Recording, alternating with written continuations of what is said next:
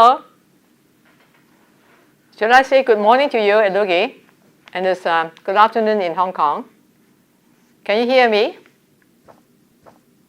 I can, absolutely. I just want to say hello to you because this is a very unique way of saying hello to you through Zoom meeting. And I'd like to say thank you to Angel to help us to get us connected. Yeah, I think why I suggested this way of meeting you and talking across the Zoom meeting is because it's not easy for us to travel to Iceland now, and it's not easy for you to come to Hong Kong. So I thought since we are doing business together through Hong Kong and going a project into the Greater Bay Area, I'd like to take this opportunity to introduce you and the Greater Bay Area and why we want to choose the Greater Bay Area and also what are the advantages of the Greater Bay Area. But I think just want to let you know why we try to use Greater Bay Area as our first project into China with you and with our friends from Iceland is because, first of all, it's very competitive. And also right now, the central government has given a lot of tax advantages, a lot of ways and means to give you all the support services in the Greater Bay Area. And also people from Hong Kong can travel to the Greater Bay Area very quickly. And a lot of the foreign business can travel to Greater Bay Area after they will allow a lot of the investors to live and stay in the Greater Bay Area. And also with all the support with the market, we have a population right now of 70 million. 10 million are living in Shenzhen, 7 million from Hong Kong, 7.5 million in Hong Kong. Then the rest around the other 11 cities, we have altogether 70 million. So it's a big population. And my personal guess is 3 years from now will be 100 million. Because it's not growing, it's actually rapidly expanding in terms of the population and the business opportunity. So, people in the South, they like eating. So that's why I'm interested in introducing the food industry, the food business into this area. And also they have a lot of factories that are available for development. And also the people here can use English with no problem. And recently, the Shenzhen municipality has talked to me. They can give a lot of tax advantages for new business in starting up in the Shenzhen municipality. Compared to other places, Shanghai is a place where you're going to do a lot of finance and making money by stock and shares. If you are in the finance company, I would suggest you should move to Shenzhen. First to Shanghai, not Shenzhen, sorry. But if you're in the production business, you're in the people's business, you're in the consumer market, then you should use Shenzhen first as the first stopping place. Shenzhen, I understand the finance will move very fast in terms of the carbon neutrality because central government is giving a lot of the tax advantages. And then if you want to meet all the important ministers, then you should go to do some work in Beijing, which eventually we are going to move northward after we start the first stop in Shenzhen. Hi Annie, and it's wonderful to be with you here. And it's a substitute for us meeting, and I do look forward to meet you again in Hong Kong, and I do look more even to get you back here to Iceland.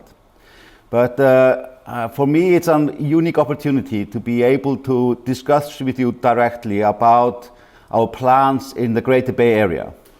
I've only once been in Shenzhen, only for a couple of hours, so my knowledge and understanding is very limited. So obviously my first question or first topic to discuss, I think, is what most investors in the West are thinking. It is how welcome are foreign investors going to be in the Greater Bay Area? Okay, I think they welcome you with open arms, and they're always ready to welcome foreign friends to come and take a look. And then you can ask any questions and they can answer you very point blank and very openly. It's no problem at all. But once we are open, I would like to invite you to be our first guest to join us to go to visit Shenzhen and meet not only the government people, but also the business friends as well. Well, I would be more than honored because, I mean, a lot of us here in the West have had business dealings and making business in Hong Kong. So it's gonna, for us, to be something new to be going into mainland China. So what we also think about is how easy it is for foreigners to live in the Greater Bay Area. For example, in Shenzhen or Dongguan or any of these big cities. I mean, how the living conditions compared, for example, to what we know in the other famous Bay areas like San Francisco or Tokyo? Just like Hong Kong. If you live in Shenzhen nowadays, you're just like living in Hong Kong. If you have been to Hong Kong, you can compare notes. You can have all the facilities, advantages, and all the what we call the luxuries as you enjoy in Hong Kong. And it's a much younger city, so the people there are working very hard and very vibrant. And a lot of things for you to take a look. And it's a much bigger city than Hong Kong. So it's no problem for you, and the language is not a problem. Yeah, so the language is, so it is easy to get around just having English at your disposal. No problem. You can run around the place. You can do a lot of jogging. You don't get lost. If you get lost, you can just show your iPad and then get some information. And you don't even need to pay cash. It's becoming a cashless society. No, because it is difficult for us, especially people like me coming from Iceland, because we are such a small society. So it is almost impossible to understand the number of people in this area. So 70 million people, maybe growing up to 100 in a couple of years. This is absolutely almost impossible to understand. So for us to try to understand how people are living and what are the living conditions, how it is to be with children in this area, the school system, etc., etc. All these things are important for us who might be living and working in this area. A lot of things are changing in Shenzhen, but it's moving so fast that even people from Hong Kong are amazed at how things are moving at a faster speed than Hong Kong. Yeah, because I have seen video footage from Shenzhen, just the size of the town, so the buildings. And what really strikes me about Shenzhen is just how new everything is, how new the houses, everything is very modern. And it is a very, I would say, the most modern city I have ever seen. Yeah, it's one of the newest city developed in China, thanks to the late Mr. Deng Xiaoping to say he will create a city. Started out with only about 600,000 people back in 1978, 79, and now has grown miraculously because of all the young people moving from different provinces, from different cities to live there, and they created a new Shenzhen out of the open. And also because of a lot of the know-how and people from Hong Kong overseas, so they're building up Shenzhen, I would say, overnight. So it's actually, you have to come to see for yourself and see what is happening. But it's very important that I'm thinking about how to move a lot of my young people from Hong Kong to work in Shenzhen, because then they can work across the border and they can come out to Hong Kong anytime that they want to, after we don't have such a big problem as the COVID. Only because of the COVID, we are not allowed to visit Shenzhen. If you go to Shenzhen now, we have to stay for 21 days for quarantine. That's the handicap we are facing. Yeah. No, I mean, hopefully all this is going to be behind us very soon. And I was once told that if you hadn't been in China in the last 6 months, then you haven't been in China at all, because things are moving so fast within China. So I am expecting that this is even more true for Shenzhen.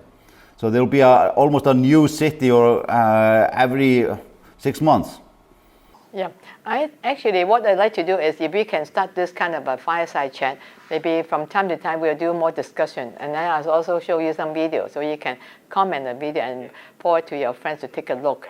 But my suggestion is, because how I look at China is it's a fast-moving country, and the idea of the central government, especially President Xi Jinping, is try to get everyone to be elimination of poverty, and they have done so since last year. So even the countryside is moving into a new way of living. It's very interesting to see what China has gone through, from poverty to now going to a status that everyone in China will be eliminated from the least poverty. And also everyone has a chance to study. Education is free for all. So it actually is becoming a much more socialistic country for everyone to enjoy life. So I think Deng Xiaoping's idea to have the Chinese characteristic of a socialist system of living in China is coming through. So talking about why we are different from Tokyo Bay Area and San Francisco Bay Area. Because I used to live in the Bay Area in San Francisco some time ago when I was a student. So the Bay Area, actually, people focus on the Silicon Valley because that's a place where you have all the startups, all the genius, like Google and anybody else. They have to go to that area because of the Palo Alto area and the Stanford University and all the place to develop. But I think Tokyo Bay Area is more involved now because of the Tokyo Olympics. But when you go to Shenzhen, basically you have all these advantages and the young people are there.